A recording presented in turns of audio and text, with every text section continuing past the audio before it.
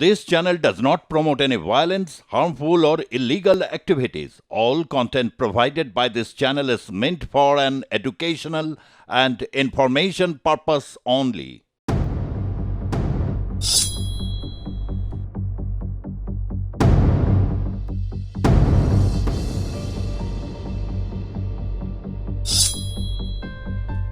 তালিবান সেনাদের লক্ষ্য কি ইসলামাবাদ?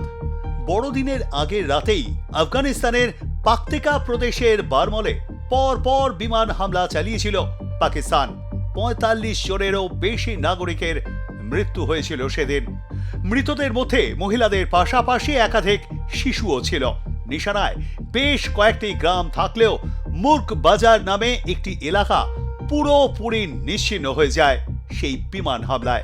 তালিবানের গোপন ঘাঁটিগুলি ধ্বংস করে দেওয়াই যে লক্ষ্য ছিল পাক বাহিনীর, তা আর বলার অপেক্ষা রাখে না। পাকিস্তানের তালিবান গোষ্ঠী টিটিপি অর্থাৎ তেহরিক-ই-তালিবান পাকিস্তান বিগত কয়েক মাসের মধ্যে একাধিকবার পাক সেনার ওপর হামলা চালিয়েছে। এরপরে পাকিস্তান অভিযোগ করে ওই হামলায় জড়িতদের শেল্টার দিচ্ছে আফগানিস্তান। তবে টিটিপির সঙ্গে তাদের কোনো যোগ নেই বলে আগেই দাবি করেছিল তালিবান।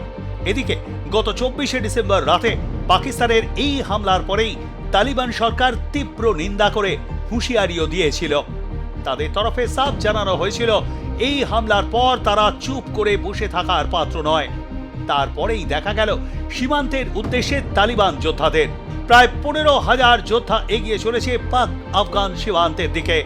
তবে কি তাদের লক্ষ্য ইসলামাবাদ? প্রশ্ন উঠছে। একটা সময় তালিবানকে মদদ দেওয়ার অভিযোগ উঠেছিল পাকিস্তানের বিরুদ্ধে। যে কোনো সময় এই তালিবানই পাকিস্তানের রাতের ঘুম কেড়ে নেবে। সেই সময় পাকিস্তানের উদ্দেশ্যে আন্তর্জাতিক সম্পর্ক বিশেষজ্ঞরা সতর্ক করে এমন বার্তাও দিয়েছিলেন। সেই বার্তাই কি তবে বাস্তবায়িত হতে চলেছে?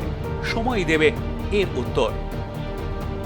এইরকমই আরো অনেক খবরের জন্য দেখতে থাকুন আমাদের ডিজিটাল পেজ।